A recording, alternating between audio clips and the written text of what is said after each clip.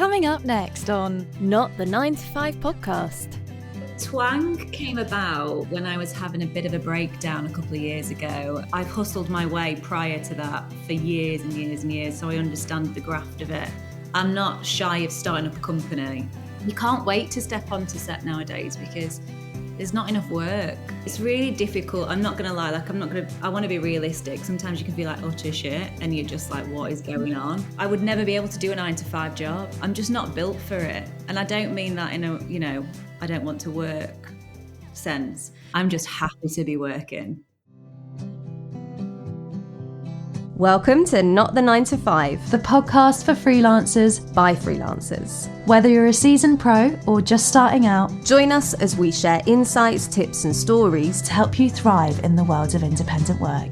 I'm Kat. And I'm Francesca. We are two freelancers exploring the highs, lows and everything in between. So grab your coffee, kick back and let's dive into another episode of Not the 9 to 5. Katheryn Siggers. Francesca Marago. How are you? I'm good. I'm not stuck in traffic this week. Oh, that's good. Always great. We love your 3-hour journey. I love it so much. That really should only have taken me an hour and a half. Do you know what? It was great for me today. It only took me about an hour and 20. Yeah, well, it's all right for some. I know. It's all right for some. There you go. So we've got someone here today on the podcast, another guest, another episode, and she is called Laurie Delaney. So she is an actor best known for playing series regular Mary Shaw in ITV's crime drama The Tower, written by Patrick Harbinson of Homeland. Great series. Great series. Laurie is also the founder of Twang, the first company to launch an actor-to-actor-led accent platform where actors connect from all around the world for accent prep and self-tape readers. There we go. There you go. Very impressive. Welcome to the pod. Thanks, girls. Excited. Very excited. Tell us everything before my laptop goes nuts. Before your laptop goes nuts. Tell us how you sort of started. Was acting always something that you wanted to go into? Kind of tell us about your journey. So my journey started from when I was like 3 years old. I feel like that's like the typical thing. I went to dance class when I was little. And it was just always something that I always wanted to do. So I started off in dancing and then went on to A-level dance at college. And then just knew from very young that this is what I wanted to do. And I just didn't give anything else any focus at all. So then I ended up doing a show actually at the Crucible in Sheffield. And that's my first moment of meeting professional actors, dancers, singers. And it literally just sparked this ambition in me. So from then on, they taught me about stage schools. I didn't have a clue about stage schools then. No one in my family is in the industry. My dad's a tax inspector. My mum worked in a bank, So they really taught me, that the things are possible. So then I started auditioning for stage schools, ended up getting into a school in London, and then I basically never looked back. Love that. Wow. That's brilliant. And talk to us about what Twang is all about, why you launched it, and all of that kind of journey. So Twang came about when I was having a bit of a breakdown a couple of years ago, and I was just constantly wondering what to do when things were super quiet as an actor. I've started a couple of businesses prior to this, so I'm not shy of starting up a company. And I just saw it from actors always doing call outs to find accents. Do you know anyone with an Edinburgh accent, or people coming to me for a Sheffield accent? So I just kept seeing it. And also noting how expensive vocal coaches were, dialect coaches can be, when you just want a quick top up for an audition or you're just wanting to work on it, but your budget's tight. So I just thought, you know what, why can't you just have a website where loads of actors are together? We can all connect. If you need any accent you need, we can go to that person. They're a native speaker, they're a professional actor. And why can't that actor get paid? So basically just created it in the space of like 4 to 5 months. And yeah, it was so exciting and I loved it and the feedback was amazing. And you know what, we have over 90 professional actors on there now and regular actors going to regular tutors, and it's just a real lovely community that's been built. Yeah. Wow. It's so nice to know that you're helping other actors help other actors at the end of the day. Yeah. Yeah. Because there's not really, I've not known a company that really does that. I mean, you go to workshops and stuff, and I guess you collaborate with different actors in those workshops, but I guess you're still trying to, you know, help yourself in a way. But this is quite nice that you're giving back to other actors. Nice. I mean, I'm on the platform, as you know, and I've helped some actors on it too, and you connect with people all across the world with it. It's so cool. And so what do you kind of have to do? Like, so you say the lines. Someone will book you, and they might like have an audition for something or something like that, and they could be anywhere in the world, and they're an actor themselves, and they just go, look, I really don't know how to do the West London accent or whatever, because they book you based on your native accent. Got you. Because they need to do that accent, that makes sense. Usually. Yep. And then you sort of take them through the steps of how you, I guess, vocalize certain words, or how you pronounce certain words, or enunciate. And do you have training in order to do that? Is there training provided for the actors, or is it just like for the actors supplying the accent? We're very much not promoting that we're dialect coaches. It's all about just connecting to the native speaker. So, for example, we had this one girl who was about to step on set for a 4-month shoot on a TV series in Ireland on an Irish production. And she had her accent down, but she just wanted to have a boost of confidence, being able to talk in the accent the whole time. So she booked one of our tutors and had regular sessions with him about 2 months prior to stepping on set. And all they did for 45 minutes to an hour was improv chat. And nice. Stepped on set feeling super confident. She stayed in the accent the whole time. And I feel like that's invaluable. It's from doing the Tower, having Mary's Shaw's accent is not in a Yorkshire accent, it's in a South London accent. I know how kind of daunting it can feel being around people from South London, trying to stay in the accent and be believable on top of all the commotion of being on set. So it's really helped a lot of actors with their confidence as well. Yeah. I really like the platform. Not that I've used it, but I will use it now. Yeah, you should. Is it an app? Is it a website? What is it? Oh, it's not an app. We're not that fancy. It's like, I don't even know how to create an app. It's a website. It's it's a straightforward website. You go on, you connect to an actor, you find out, you know, which accent you want. We've got loads from UK and Ireland. We've got American. We basically are all over now. So you just search the accent that you need. You can play an audio of their accent. Everybody's native, by the way. We don't have actors who can do multiple accents on different, you know, in different sections. It goes straight to the native actor. And then you can see a little bio of theirs, see when they're available and book a session.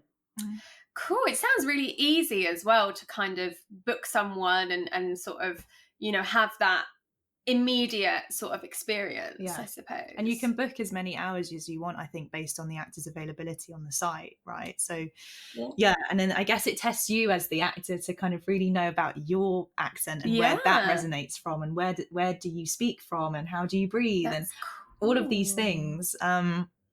It's quite exciting, because you can like give a little piece of yourself to someone else, and then you can really see how they've improved in that hour session or whatever. And they go, well, actually, you know what? I never thought of it that way. That's really going to help me just for future in general. And it's like, oh, at least I've done something to help someone in some way. Even if you think, oh my God, did I make any sense in what I'm saying?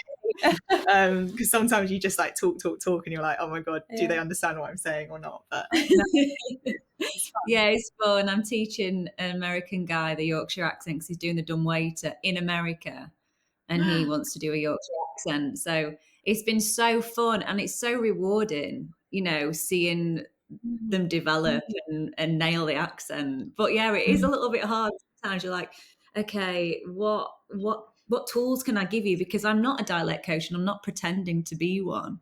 But it's just amazing just to see them get it. And then you're like, God, I did it. Like they understood, and it's fab, Yeah. And so has it gotten you out of that kind of thing of it being super quiet and, you know, when you're not working as an actor, has it sort of been the thing that has helped you have that stability within your life financially? Financially, with the stability of it, not as much as you'd think, because it's been interesting. I think we launched it about a year and a half ago. Obviously, in that time, so much has happened within the industry, and we feel like it really depends on how busy the industry is. So how many auditions are coming in for people to even, use the platform itself. So in all honesty, it really is an up and down thing. It's not kind of, oh my God, this is epic. It's like I can just sit back and relax. And there's a lot of hard graft that still goes into it. And yeah, it's up and down all the time. I think it's just, whenever actors feel like they want to take on learning a new accent, they might book a whole chunk of sessions, or they will only use it when an audition comes in. But the audition has to have a different accent. So it's all kind of depending on where the actor is or what's coming in at that time. Yeah. Obviously, during COVID, times hit us quite badly for the industry. It almost feels like it's happening again, ish, with the way that, America is going and all that. Like, have you sort of, I guess, been busy, or have you been occupying yourselves with learning new skills or doing different things? Like, have you had to diversify a lot as an actor? Like, do you step into different roles? I feel like I'm always wearing a million hats, like all the time. Luckily, I haven't had to have like a hustle job for a while because I've been working, but I've hustled my way prior to that for years and years and years. So I understand the graft of it. For me, when it's really quiet, I just throw myself straight into class. There's just no other way for me. I'm not very good at sitting still and not being creative. So if it is super quiet, I'm in acting class, I'm back into singing lessons. I don't dance so much anymore, but I have to just have an outlet. I can't sit still. And I think it can be super frustrating when things are quiet, and you really have to look after your mental health first off, and surround yourself with good people who understand that things are quiet and who can understand that it's tough and you need support, you need to chat. And are you going through the same thing? Is it really quiet for you? Have you got any auditions coming in? And they're like, no. And you're like, okay, cool. It's not just me. Yeah, I've got so many wonderful pals who are in the industry that we just, we're constantly supporting each other. So it really helps. But if I didn't have that, I don't know what I would do. Yeah. It's such a tough one, isn't it? To kind of keep going and keep your head up in a way and just continue on and having that self-belief. Having that self-belief. How do you kind of, obviously you've got a great support network around you, but how do you kind of manage that internally for yourself? Do you know what? I do a lot of meditation to just like sort my head out. It's really difficult. I'm not going to lie. Like, I want to be realistic. Sometimes you can feel like utter shit and you're just like, what is going on? And there's this like age thing where you're like, I should have made it by a certain time and things should look different. I should be more successful. And I think that social media can be really damaging as well. But obviously there's pros and wonderful things to connecting with people. But I just have to really distance myself from the industry when it is quiet. So take myself out of it, put myself back into class, because being in class is totally different to being on set. I'm in a very safe space where I can explore, where I can absolutely be shit and fail and feel wonderful at the end, because it doesn't matter. It was just a moment. And I think stepping out of the industry, if you're in it too much and you don't step out of it, then I think it can be really tough. You need a break. You need to go on holiday. You need to explore. You need to do end of everything but, in your spare time. how do you kind of keep yourself, like when you are working like on set or, you know, in a show, how do you kind of keep yourself going mentally? Because that can also be quite draining as well. I don't know. I just love being on set so much. I don't find it draining at all. I mean, obviously the hours can be really tiring. And if you've got a bit of a tough week with scenes, but generally I just absolutely love being in work. I think because I've had so many moments where I haven't been in work, I really appreciate and I'm very grateful for it. So I'll just take it on. I'm like, I don't care if I'm tired. Like, I'm just happy to be working right now. Yeah. It's like, let's go. Let's do the thing. Yeah, I'm good. And you're always put in a nice hotel anyway. So you manage to get like a decent night's sleep or whatever.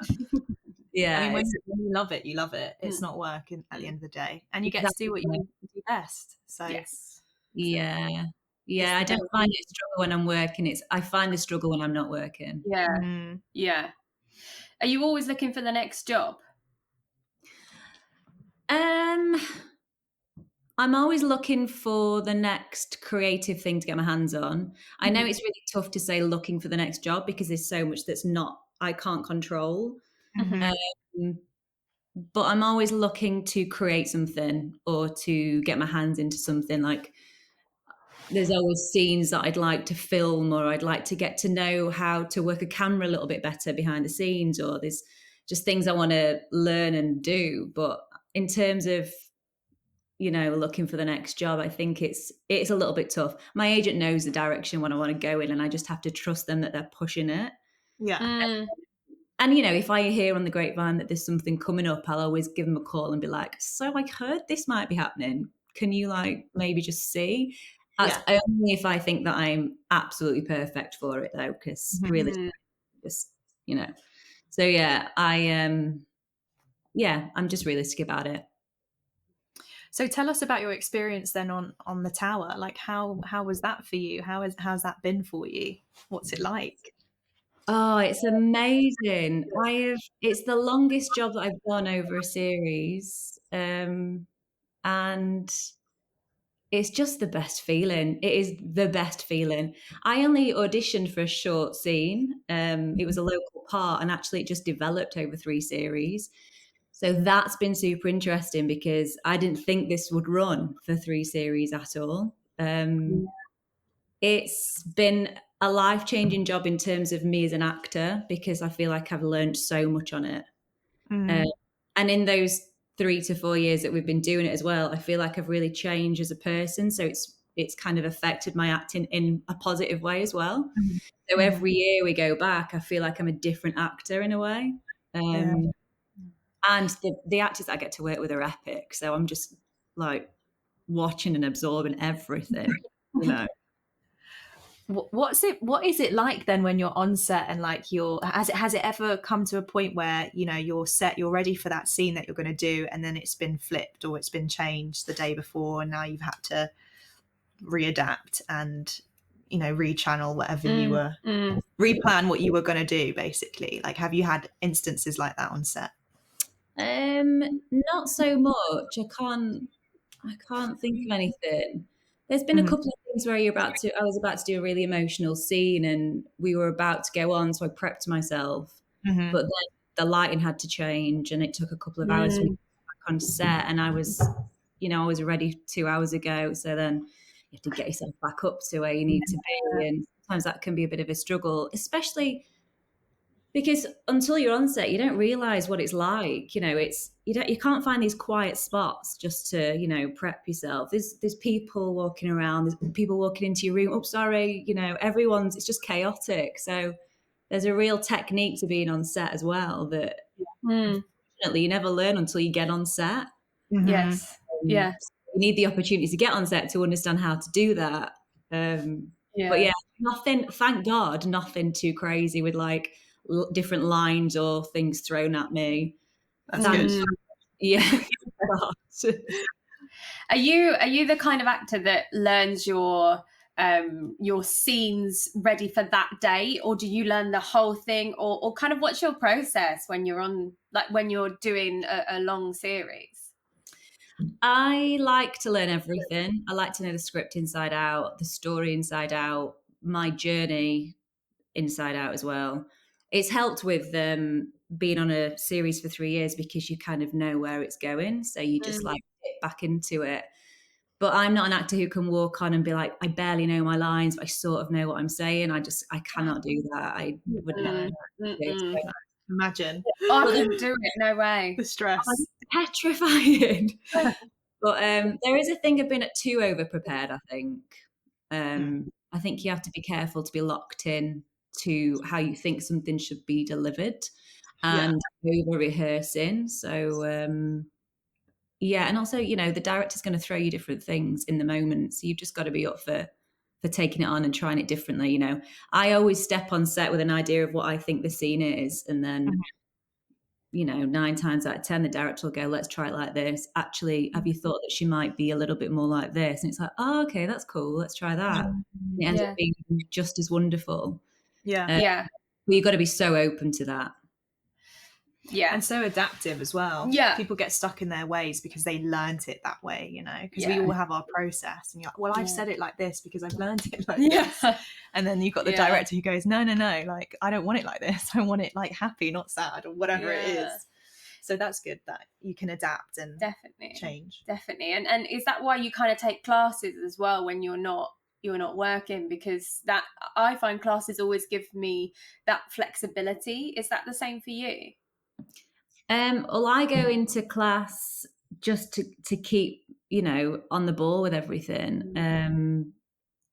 And to be honest, I find it really difficult to find a class that I love in London.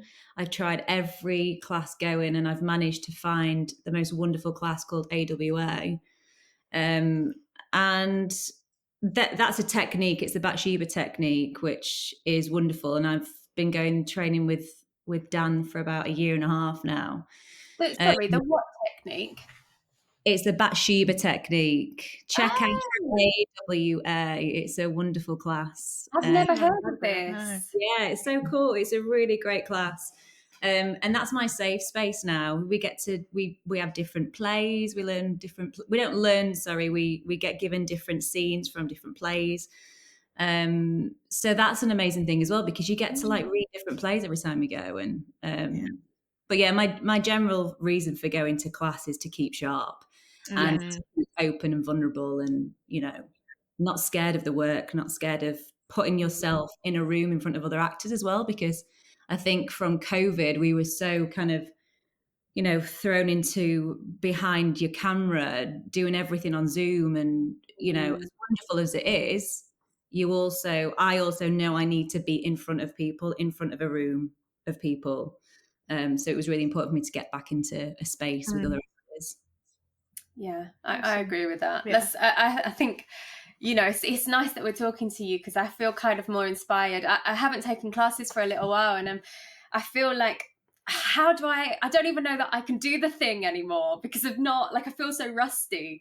So I feel like, thank you for that, because you've given me the inspiration to kind of get back on it, really, which is nice. And you know what, you step right back into it, and it's brilliant. You're not, you think you're rusty, but you're really not. And I think there is a lot. It took me years to step back into class. I was really petrified. I was petrified of being shit. Like, it's just it is really scary. And actually everybody feels the same. Everybody's there going, oh, I really want to be good, but you've got to keep sharpening that toolbox, otherwise you can't wait to step onto set nowadays, because there's not enough work. There's not enough work for me personally is to go around where I'm on set all the time to keep that tool sharp. So I think it's super important for creative actors to be back in a space to learn.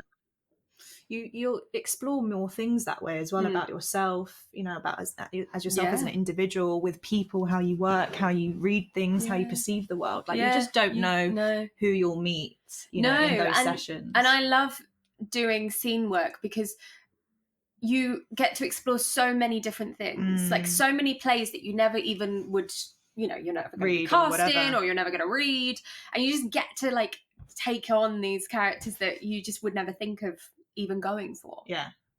We did a workshop like a while ago called Lonesome Workshops. Oh yeah. Yeah, we love Lonesome. We love We Niall. do, we do. He's been on the pod, and we just like turned up and did this scene, and it was like It was crazy. I can't remember what play it was from, but it had so much grittiness to it, but so much emotion and so much depth, and we both had completely different takes on the scene.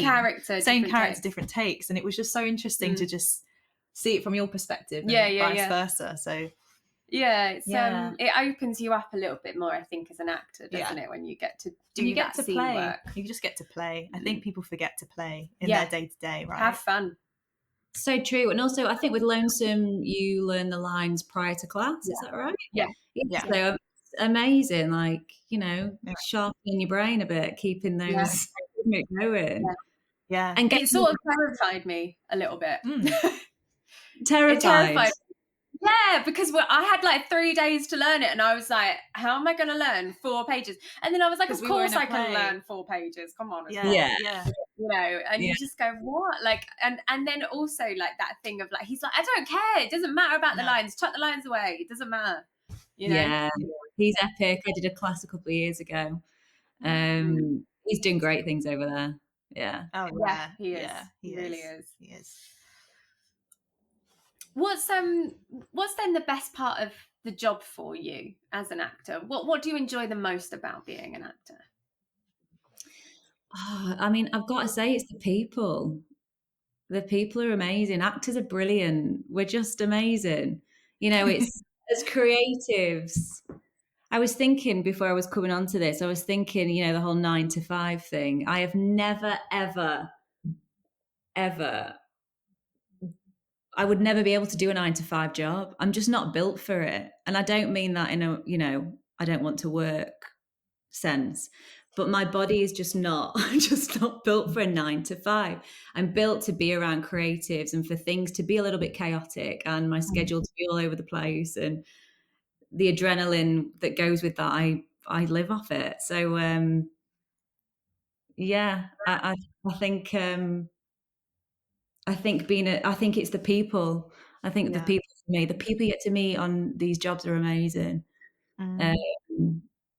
And what else do I love about the job? I love that you get to delve into, you know, different human beings, and like you just said, you get to play parts that you wouldn't particularly put yourself into, or say things that you would never say. I would never like ever, but I get to say it and it feels good, and it's like, okay, that's brilliant. It's an exciting job. Yeah. So. Definitely. I love that. So in terms of freelancers venturing into sort of the acting industry and starting their own business, like what advice would you give them in doing that? Go for it 100% and be fearless. Yeah. Just be fearless in it. Don't overthink it. And I think it's great to be a little bit naive when you enter into it. You know, if I'd have realized the work that I had to put into Twang before I did it, I might not have done it because it was so much work. But, you know, so I think being a little bit naive to it is healthy. And yeah, just know it is going to be hard. It is a really tough industry, but it is the most rewarding when it works and when it happens. So get on it and just grind through it, and it'll work out. If you love it and you want it, it'll work out. Yeah. We hear that all the time on the podcast, yeah. And it doesn't matter what industry it is. Everyone's like, if you love it, it will happen. Yeah, you know. Yeah, so many. You should. You know, it's. You just gotta. If it's something that you really believe in, and it's like runs through your veins, then you've just got to do it, and ignore the noise, because you know there can be lots of negativity around it. You know, how old are you? You've not made it yet, and all these different things. I think you've just got to block out the noise and focus on what you want to do. And if it's that you want to act, then go for it. Do everything you can. Surround yourself with the right people. Get back into class. Take workshops. Go to Lonesome. Go to AWA. You know, and make it work for yourself. Yeah. Everyone has their own path. We always say that, their own journey. There's no like how-to guide on how to be an actor or like work the industry. No. Some people get it like that. The minute they come out of drama school, they've got that big job. Some people wait 10 years to land that job. Yeah. But yeah, like you said, if you love it, you really love it, That's it. it's going to happen. You just have to stick with it. Yeah. Yeah. I love that. Such great advice. Yeah. So we have a little guess game that we like to do with everyone.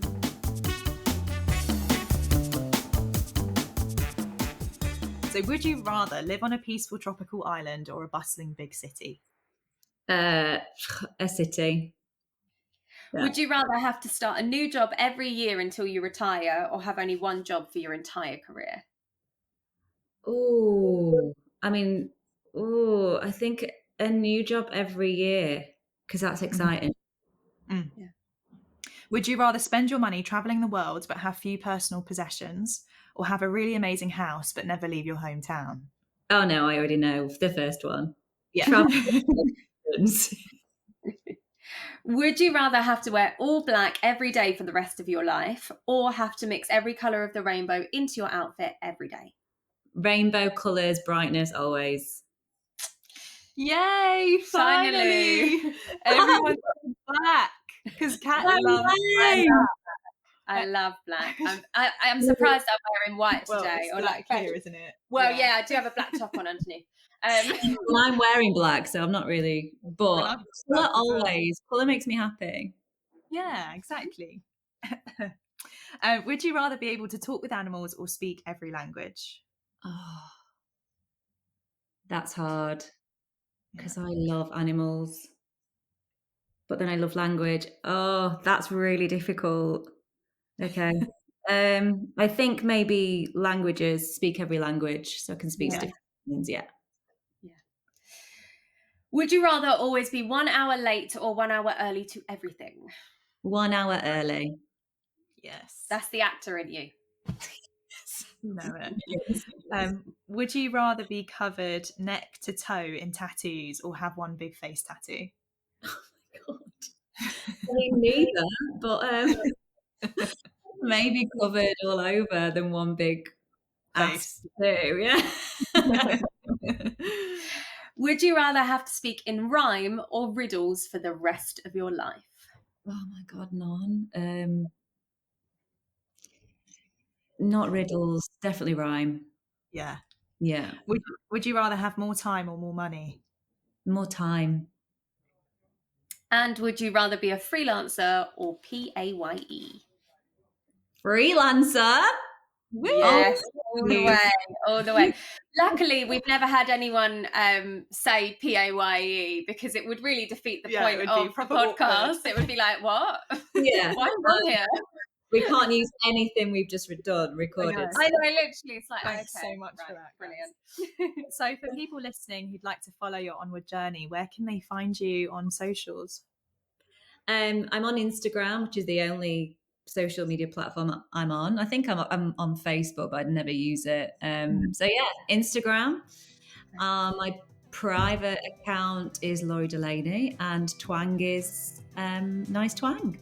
Nice. Cool. Well, we will make sure everything is linked in the show notes. And thank you for your time today. Yeah, thanks so much. Thank you so much. It's been great. Thanks for listening to Not the 9 to 5 podcast.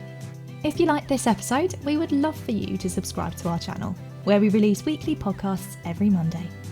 Comment below to let us know who you'd like to see next on our podcast. Give this video a thumbs up and maybe share it with a freelance friend or two. Until next week, everyone. Keep freelancing.